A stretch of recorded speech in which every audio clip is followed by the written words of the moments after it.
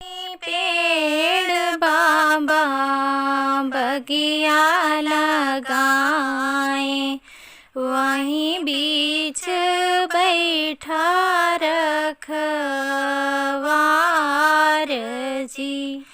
5 ही पेड़ बाबा बगिया लगाए, वहीं बीच बैठा रखवार जी। घर में से निकलिनी बेटी कावन दे, लपकी बगियावा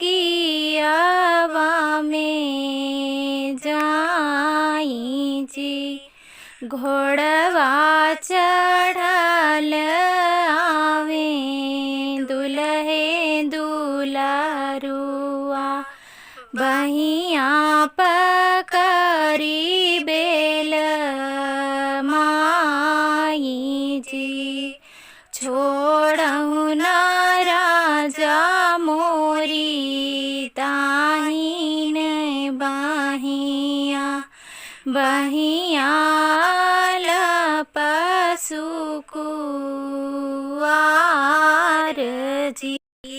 तू ही रानिया सचवा के साचल, किया तू है गढ़ल सोनार जी।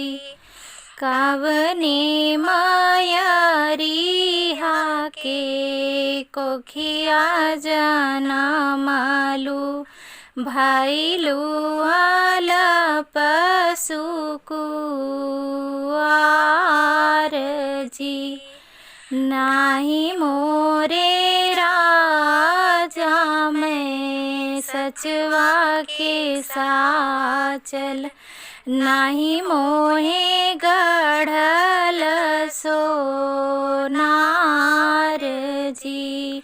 माई रनियावा